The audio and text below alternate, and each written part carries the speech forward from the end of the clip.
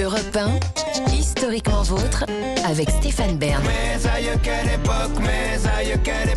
Oui, mes aïeux, quelle époque, une époque et même plusieurs qu'on vous raconte chaque jour pendant 2 heures. Toujours avec Jean-Luc Lemoyne, David Castel-Lopez, qu'on retrouve dans un instant. Et aujourd'hui avec vous, Virginie Giraud, notre historienne des mœurs et de la société.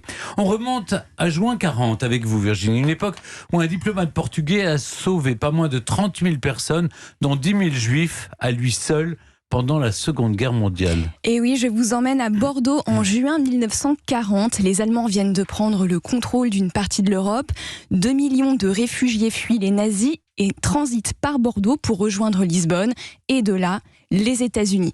Mais pour faire ce voyage, il faut des visas. Alors la foule se presse devant le consulat portugais.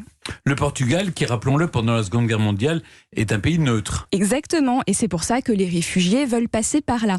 Alors, Salazar est le président du Conseil des ministres. Je précise, parce que je l'ai déjà entendu, que ce n'est pas le général Alcazar, ça c'est dans Tintin. Et donc, Salazar, c'est un dictateur, mais c'est aussi un intellectuel, un docteur en économie, et tout ce qui compte pour lui, c'est l'intérêt du Portugal.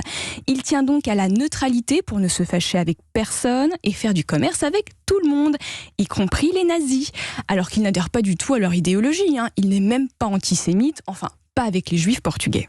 Et donc, pour éviter les problèmes, il établit la circulaire 14 du 11 novembre 1939 qui interdit l'accès au Portugal à toute personne n'ayant pas de papier en règle, et notamment les juifs expulsés de leur pays. En ce début du mois de juin 1940, alors que les Allemands menacent Bordeaux, le consul du Portugal, Aristide Sousa Mendes, héberge le rabbin Jacob Kruger, qui lui fait prendre conscience des dangers encourus par les Juifs et par toutes les personnes qui fuient les nazis.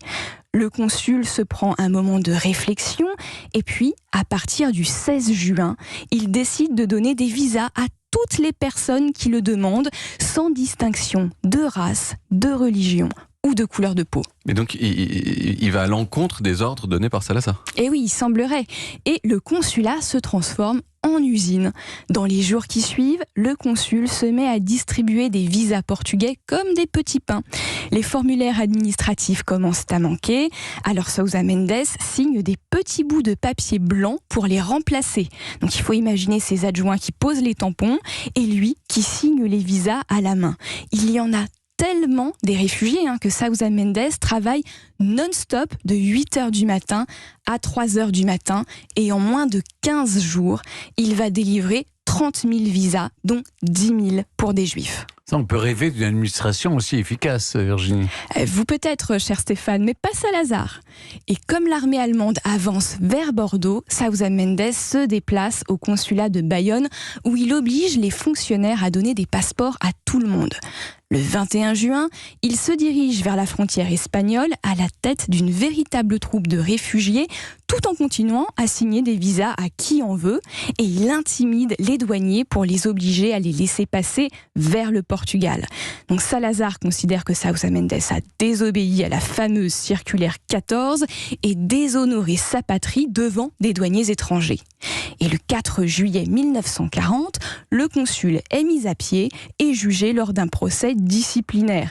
Il maintient pourtant qu'il a honoré son pays en sauvant des malheureux, mais il est condamné à l'inactivité et ne recevra plus que la moitié de son salaire. Aristide Sousa Mendes sombre donc dans l'indigence et l'oubli jusqu'à sa mort en 1954. Non mais arrêtez, il n'y a même pas de happy end pour ce malheureux consul ? Mais si, mais seulement après sa mort.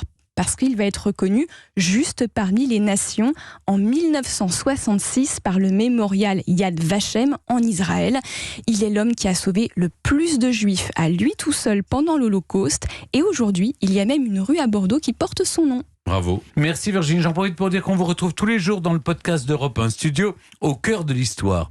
La Seconde Guerre mondiale, vous allez en reparler aussi, mais avec un personnage beaucoup moins héroïque. Ah oui, et c'est rien de le dire. Je vais vous parler de Magda Goebbels, la femme du ministre de la propagande et première dame du Troisième Reich. Et vous verrez que les femmes n'ont rien à envier aux hommes en matière de monstruosité. Et dans un instant, on reste avec un Portugais qui nous veut du bien, lui aussi. C'est le début de la fin ou c'est le début tout court. Avant de partir, on remonte aux origines avec David Castel-Lopez et ses Pringles. Ça, c'est pas très portugais. Europe 1, Historiquement vôtre.